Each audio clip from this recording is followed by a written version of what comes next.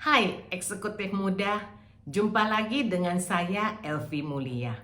Kita lanjut membahas topik menjadi leader yang efektif. Sesi yang lalu kita sudah membahas goal setting. Untuk keperluan goal setting, kita ingat saja pada konsep SMART, yaitu specific, measurable, achievable, relevant, dan time bound. Jadi pergunakanlah konsep SMART untuk menyusun goal atau target yang kita kehendaki. Dan kita juga harus ingat bahwa goal ini sangat penting karena memberi motivasi kepada karyawan untuk menjalankan tugas mereka sehari-hari. Untuk sesi ini kita membahas stres kerja. Kita langsung saja ke slide PowerPoint. Kita sudah memasuki sesi 11, yaitu stres kerja. Setiap orang yang bekerja pasti mengalami stres. Dari level paling bawah sampai level paling tinggi, itu mengalami stres. Hanya tingkat stres yang berbeda. Tentu saja, posisi semakin tinggi, level stres semakin berat. Stres kerja itu disebabkan oleh tuntutan fisikal atau psychological yang melebihi kemampuan seseorang. Jadi, tuntutan kerja maupun hasil kerja oleh atasan maupun perusahaan terhadap seseorang atau terhadap kita itu sudah di luar batas kemampuan kita, sehingga kita menjadi stres. Produk hasil stres adalah produktivitasnya turun, kesalahan biaya absen karyawan itu naik. Jadi, income-nya turun, expenses-nya naik. Kalau dari perhitungan accounting, itu berarti perusahaan merugi. Jadi, stres itu menyebabkan kerugian. Stres kerja timbul pada 3 area. Yang pertama adalah psychological atau psikologis atau dapat juga disebut psikis. Jadi stres itu mengganggu psikologis kita. Yang kedua adalah emosional. Stres juga mengganggu emosi kita. Dan yang ketiga adalah behavior. Jadi stres juga mengganggu perilaku kita. Coba kita lihat satu persatu. Secara psikologis, akibat stres yang timbul adalah berbagai macam penyakit sudah mulai dirasakan. Padahal usia relatif masih muda, seperti darah tinggi, kolesterol tinggi, gula darah tinggi, jantung berdebar-debar. Ketika mau rapat, rasanya jantungnya berdebar-debar. Dipanggil atasan, jantung berdebar-debar. Tidur, jantung juga berdebar-debar. Keringat dingin, cuaca tidak panas tapi kita berkeringat, tangan basah karena keringat, susah napas, rasanya napas ini kok susah gitu, terutama bagi mereka yang mempunyai penyakit asma, itu lebih-lebih dirasakan lagi. Kemudian sakit mah ini sering dirasakan oleh eksekutif, yaitu mahnya kembung, mahnya kambuh dan lain-lain. Sakit pada otot, misalnya sakit pada pundak, sakit back pain, sakit sciatica atau syaraf kejepit. Semua ini adalah akibat dari stres yang sudah mengganggu secara psikologis. Sekarang secara emosional, akibat dari stres yang timbul adalah apa? Wah, macam-macam deh emosinya deh. Seperti lekas marah, atau marah-marah ya. Kalau kita menemukan bos kita suka marah-marah, berarti beliau lagi stres ya. Kadang-kadang lekas marah, dikit-dikit marah gitu ya. Kemudian cemas, pokoknya khawatir deh, jangan-jangan target tidak tercapai, atau masalah ini timbul lagi, masalah itu lagi, aduh kenapa begini ya. Dan juga yang berikutnya adalah depresi. Sering juga orang stres itu sampai depresi, sampai harus masuk rumah sakit untuk istirahat, ya. Dan juga sulit ambil keputusan itu. Sulit mengambil keputusan karena fungsi intelektualnya turun. Karena stres, sudah tidak bisa berpikir dengan tenang. Jadi keputusan yang ambil sering salah-salah atau kurang tepat, ya. Mudah tersinggung, dikit-dikit tersinggung, ya. Dan juga rasa membenci, sering juga membenci sesuatu, membenci karyawan tertentu, ya. Harga diri juga jadi rendah, turun, nervous, tidak ada kepuasan kerja, dan lain-lain. Itu adalah stres emosional. Bahaya ya. Secara behavior atau perilaku, akibat stres yang timbul adalah, wah ini juga gawat nih, kinerja turun, jadi hasil kerja tidak ada, kurang, ya, sering absen, ya, sering tidak masuk kantor dengan berbagai macam alasan karena malas ke kantor. Pagi-pagi bangun rasanya malas ke kantor, berarti kita sudah stres itu. Kecelakaan atau kesalahan kerja tinggi. Jadi sering terjadi salah-salah kerjanya. Kalau di pabrik sering terjadi kecelakaan, ya kan, di gudang juga sering terjadi kecelakaan. Kalau di office ya hasil kerjanya salah-salah, salah melulu, pusing deh jadi atasannya, hasil kerjanya nggak ada yang benar, ya.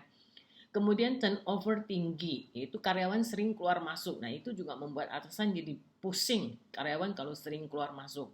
Cari karyawan juga susah-susah gampang, ya kan. Perilaku tidak terpuji, jadi sering melakukan perilaku yang tidak terpuji. Misalnya main game di kantor padahal harus kerja, ya kan. Kemudian browse internet, ya kecuali melihat YouTube saya lah ya. Kesulitan komunikasi. Jadi komunikasinya juga sulit karena kenapa? Tidak konsentrasi, tidak fokus, diajak ngomong kadang-kadang tidak dengar, diajak ngomong kadang-kadang salah pengertian. Nah, itu semua adalah akibat stres. Sehingga perilaku kita juga berubah. Sekarang kita lihat pengaruh stres pada kinerja. Sebetulnya stres ini juga kita perlu, tapi stres yang tengah-tengah, ya. Kita lihat level stres terlalu rendah ini juga tidak ada tantangan.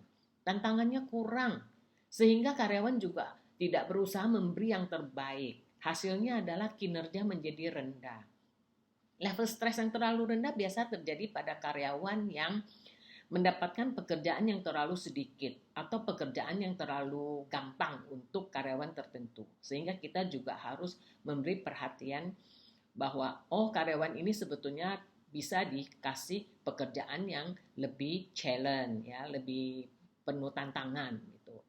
Level stres optimal ini yang paling baik, yaitu level yang dimana pekerjaan itu penuh tantangan, tapi tidak terlalu rendah, tidak terlalu tinggi, ya, pas-pas untuk orang atau karyawan tersebut, sehingga motivasinya tinggi dan dia berusaha melakukan yang terbaik untuk mencapai targetnya, sehingga akhirnya adalah kinerjanya juga tinggi, ya kan. Kemudian ada stres yang terlalu tinggi. Nah, ini yang tidak baik nih.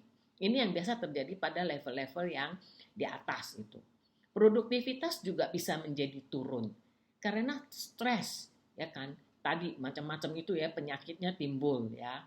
Kemudian emosinya juga, behaviornya, ya kan. Karyawan menyerah. Karyawan kadang-kadang kalau udah terlalu stres, waduh, udah sakit-sakitan melulu. Banyak juga yang memilih untuk berhenti kerja karena stres, sudah tidak sanggup lagi menanggung stres, misalnya sudah sakit-sakitan, ya, sehingga kinerjanya juga turun. Jadi sebagai atasan kita harus berusaha meletakkan karyawan pada level stres yang posisi optimal, ya sedikit di bawah optimal maupun sedikit di atas optimal, masih reasonable lah, ya kan, pas-pas gitu, agak susah juga, ya. Biasanya adalah kita berusaha coaching dan counseling terhadap karyawan-karyawan yang sudah merasakan stres.